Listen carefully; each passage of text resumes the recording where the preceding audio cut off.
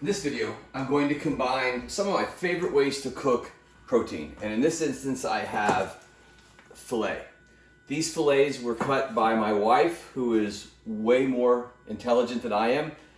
She will buy an entire beef loin, cut it into fillets, and then we vacuum seal and freeze. So right now, I have a frozen filet. So what I'll do is put it in even though the water bath says 52 degrees, it's going to cool it down. I have my sous vide set to 42 degrees. So what I want to do is bring this frozen filet gently up from really sub-freezing, sub-zero, or sub-32, up to 42, which is refrigerator temp. Then what I'll do is I'll season that. I'll put the olive oil binder on it. I'll season it. And then I'm going to take it out to the Big Chief and put maybe 2 to 3 pans of applewood smoke. And I'm choosing applewood because that's what I have right now. But what I'll do is keep temp probing it to make sure that my temperature doesn't crawl up into the 120s, because when I come out of the smoker, what I'm going to do is I'm going to sous vide to maybe 126, 127. Again, it just depends upon how I feel when I do it. And then when I finish, what I'll do is flame sear over the stove with some garlic butter. But what I could also do is I could take it out to the grill, and I could get my grill as hot as it could go, and I could get some grill marks on it and do a quick sear. I could do a cast iron skillet, but I'm going to use the torch, which was a gift. And again, because I want to use the butter and the garlic. So I'll be back in a couple of hours to take this meat out of the sous vide bath, get it seasoned up, get it out to the Big Chief smoker. Again, smoke it until I'm done smoking it. I'll decide on the fly, and then bring it back in and sous vide it up to just right at medium rare. I'll also throw an addendum on this video. I want my temperature of my water bath to be down into the 40s. So I'm just going to add some ice to it. And I'm only doing 2 fillets at this point. Normally I do more fillets, but I'll just throw some ice cubes in here, again, to bring this water bath down into the 40s like it would be in a refrigerator, and then let the water bath do its magic to, there we go, we're down in the 40s. And that's it. Like I said, I'll be back in a couple of hours to retrieve my gently thawed meat. All right, back after a couple of hours. My sous vide water bath is at 42 degrees, which is perfect. My meat is thawed out.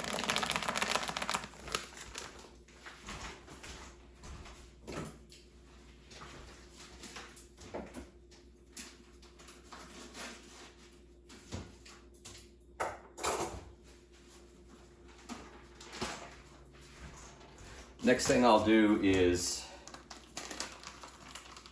season, and then head out to the smoker.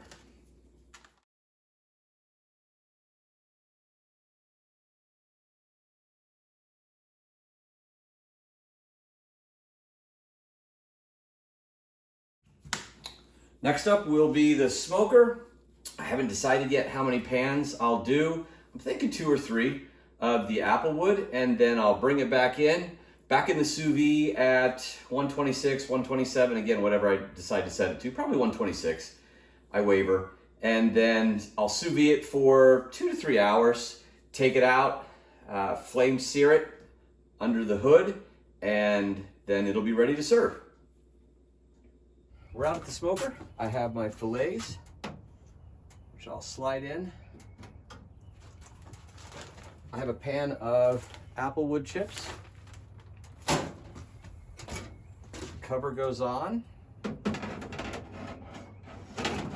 And I'll be back in around 45 or 50 minutes to put in another pan of apple chips, throw a temp probe into the meat. I don't want the steaks to get much past 120. Because again, I want medium rare sous vide, which is going to be 126 or 127, and then I'll finish up with the flame sear. All right, we finished our third pan. We'll open it up here. See where we are with temperature on our fillets.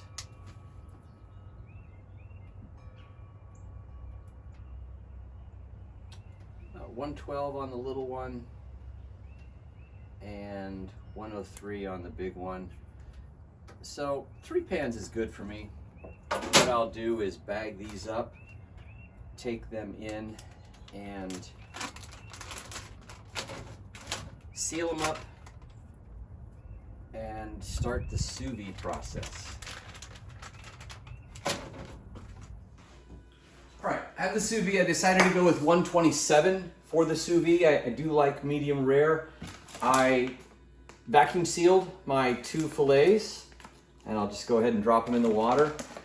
You don't have to vacuum seal. I've done it both ways. I do vacuum seal and Ziploc bag. With the Ziploc bag, you just lower it and push it down and push the air out, and sometimes you have to put a utensil on it to keep it down. The one thing I do like about vacuum sealing is it does take all of the air out, and when you drop your protein down into your sous vide, it will actually, it'll sink. But again, if it did float for some reason, I would just put something on top of it to keep it down. Again, you have to choose your own temperature and your own doneness that you like with your meat. Again, we like medium rare. So what I'll do is run this at 127 for, it's an hour in the sous vide for every inch of thickness. But if I leave it in an extra 30 or 45 minutes or an hour, it's not going to ever go over 127. So it's going to be that really nice medium rare. And then what I'll do once I have my sous vide done is I'll take it off, put it on my grill grate, based with a little butter, melted butter, and some minced garlic, and then I'll take my flamethrower and throw some heat on it. This isn't the way to sear the sous vide. I could do a hot skillet, as I spoke of before. I could do a super hot grill, or I could do nothing. I mean, I could just take it out and eat it, but I like to have a little bit of sear, a little bit of char on it, which is why I like the sous vide gun, or whatever it's called. This one's called the grill gun. There's multiple on the market that you can find. But again, having that butter, having that toasted garlic that's going to come off of that is going to make a phenomenal steak. All right, 2 hours in the sous vide at 127. So I'll go ahead and take the meat out.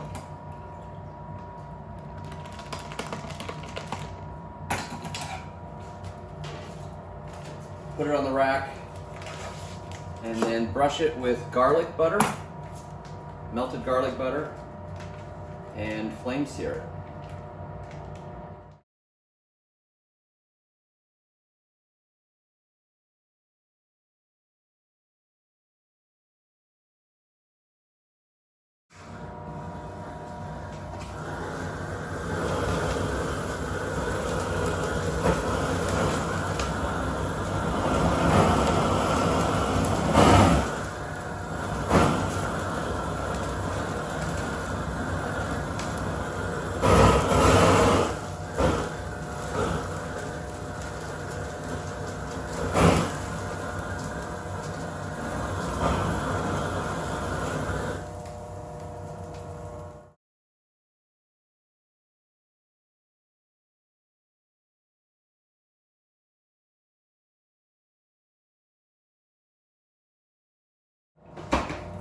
And as I've shown in other videos, it's really difficult for me to eat pork or beef without the Guy Fieri 4-herb chimichurri.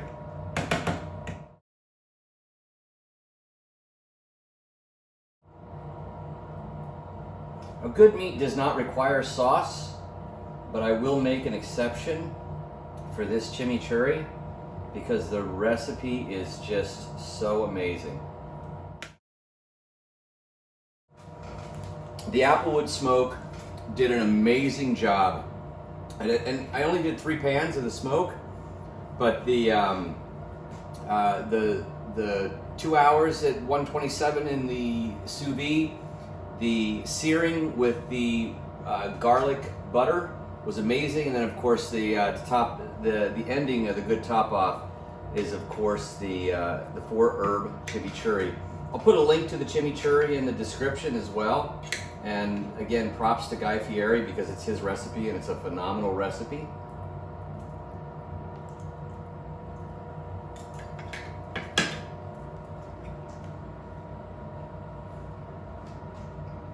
That is the perfect steak.